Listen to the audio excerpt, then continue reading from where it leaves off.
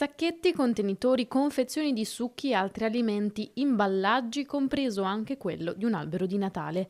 È solo qualcuno dei rifiuti gettati e abbandonati all'incrocio tra piazza Matteotti e via San Girolamo Emiliani, nel pieno centro di Treviso. L'ecovanda l'ha identificata grazie alla segnalazione di numerosi cittadini. Tramite la polizia locale e con il servizio di Contarina siamo riusciti ad individuare la responsabile, soprattutto a multarla, e adesso valuteremo anche se ci sono gli estremi per la denuncia. Su alcuni pacchi abbandonati proprio sulla riva del canale ancora l'indirizzo di casa segnato nella spedizione.